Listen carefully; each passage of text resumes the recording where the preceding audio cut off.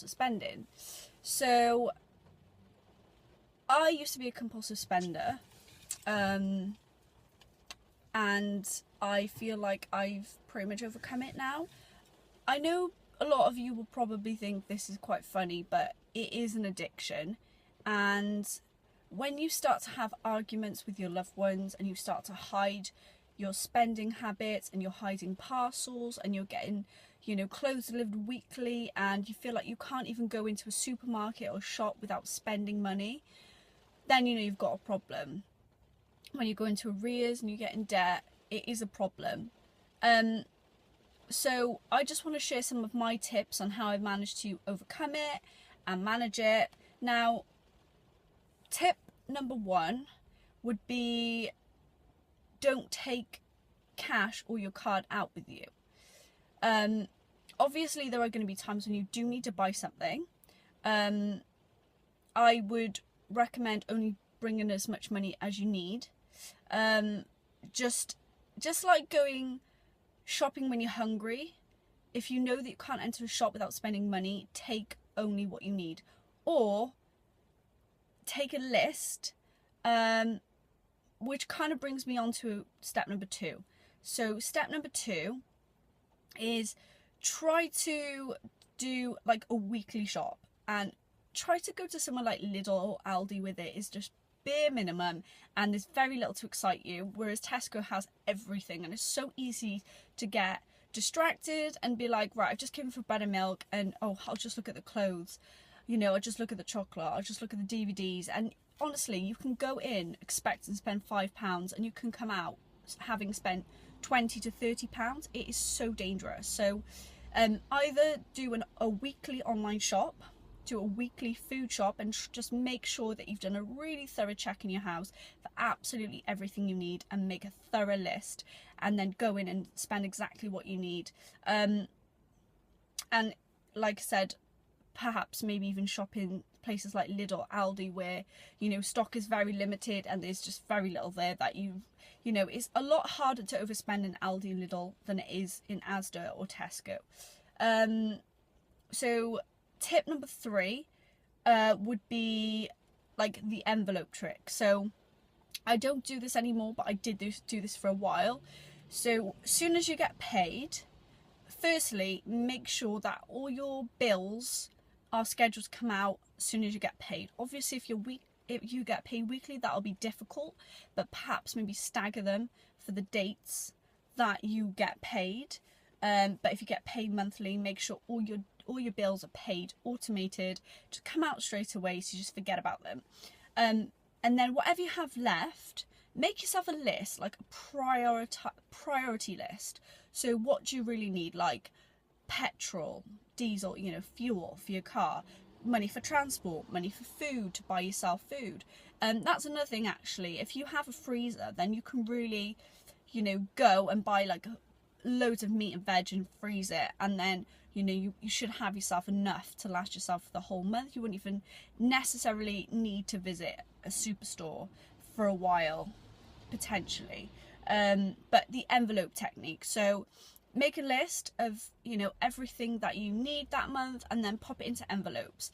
Anything that you've really been wanting, obviously, sort of prioritize what is most important for you. So if you've been really dying for a new bottle of perfume, obviously think, can I afford it? Which brings me on to my next tip.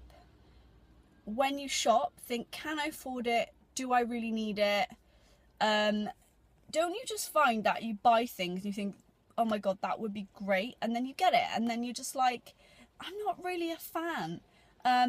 So that's another thing. Try not to buy it unless you absolutely love it. Or, bringing me on to my next tip, if it's like a bigger purchase, it's more than like a couple of pounds, just instead of buying it instantly, just go away and think about it for like a few weeks, and just think, do I really need that?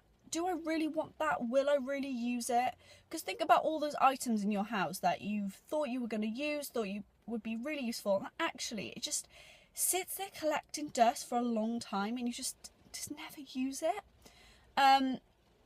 The other thing as well is my next tip is if you're in debt, remove as many luxuries as you can. Now, I'm not saying deprive yourself, never eat anything nice, never buy anything nice, but, you know, get a cheaper car. Like, you know, do you really need, like, that car that's £200 on finance per month, you know? My car's £100 a month on finance. It's the cheapest car I've got. I couldn't afford to buy outright. I've got debt. I couldn't get any credit, loans, things like that, because I'm currently paying the one I have off. So my car's £99 a month, and it is a really nice car, and it's brand new. So yes, I know it's on finance, and ideally, you know, you buy a car outright, but just think, do you really need that most expensive car? Do you really need an Audi when you can get like a Kia or a Fiat? Do you really need cable TV? Like, just think, like, all these things, they just add up, like Netflix and, you know, the whole Sky package. Do you really need that? Just think, you can remove things now and you can add it in later. So if you're struggling to get through debt, you know, you can cut out lots of these unnecessary luxuries. You know, live more frugally. So do you really need to shop in Sainsbury's or Marks's? Can you not just buy the same stuff in Lidl and Aldi? Like, do you really need to be a brand snob? Do you really need Dolce & Gabbana? Can you not just settle for a bit of New Look? Just, you know, really think carefully. Just also, the other thing, my next tip, unsubscribe from newsletters. So I unsubscribe from Misguided, Boohoo, New Look, H&M, Topshop. All it is temptation. If you were an alcoholic, you know, would you want to be sent weekly newsletters on deals on booze? You know, if you were a recovering alcoholic, would you go into a pub? No. So avoid shops, avoid shopping, avoid social activities that involve shopping. Go somewhere where you're less likely to spend money. You know, yes, like, you still need to have a social life. You can go out for a drink or food with your friends or a coffee, but don't make shopping a social activity. Maybe even have a friend with you, and maybe even give your friend your purse and just say, like, I need to go into town, I need to get myself a cardigan, and then you can say, like, to your friend, please, like, hold me accountable, like, we're just going to go into 1 or 2 shops, I'm just going to buy a cardigan and I'm going to leave. I often find now that I'm a lot more controlled. I can go around a supermarket and just pick up what I need. And sometimes I pick up extra stuff, but as I'm going around, I'm thinking, come on, Roxanne, think about it. You know, you don't have all the money in the world. Can you really afford that? And I often find myself getting to the till, and this is another really helpful tip. When you get to the till with your basket, just go through it and be like, do I really need this? Do I really need to spend £5, £6, £7 on this? Do I really, really need this? Is it really that important to my life? Just really think about things, really think hard about these things, because it's so easy to spend money and it's so difficult to save, and you have to work that much harder to get that money back. And the other thing as well is, if you find yourself like itching for a shop, you know, an online shop, distract yourself, you know, clean the house, like call a friend. That brings me on to my next tip, is spending log. Keep a log. Every time you find yourself itching to spend, or you have spent, write down, how did you feel? Where were you? Who were you with?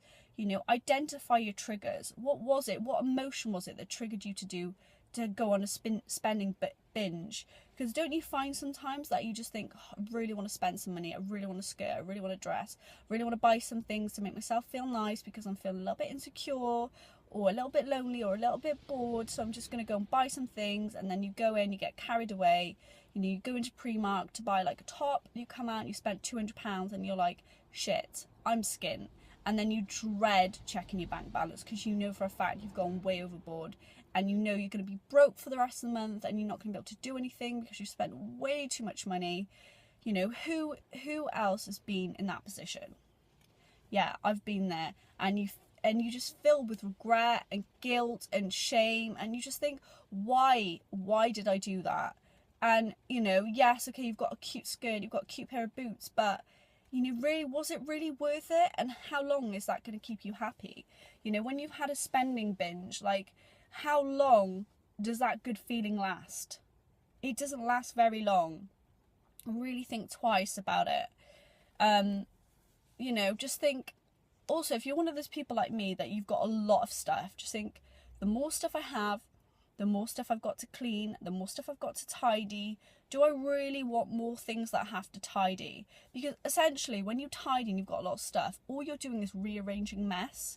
Whereas when you live a more minimalistic lifestyle and you've got very little clothing, I had a friend and her bedroom was immaculate. It was like a show bedroom. And I realised that she owned very little, and she is very well groomed, very beautiful. She owned just very few items, you know. She'd own very few but nice items. So that's another thing. Instead of thinking quantity, just think, you know, if you're going to buy something, make an investment purchase. So, you know, a really nice pair of boots that go with everything, are going to last you a long time. Obviously, again, make sure you can afford them. And, you know, that's another thing. Buy what you need. You know, you don't need 10 dresses. Buying things, I'm the worst for this. Buying things thinking just in case you need them and then never end up using them. Oh, but, you know, I might go on holiday in 6 months' time, and, you know, I might go swimming in 3 months' time, even though there's absolutely no occasion that you need them for. Or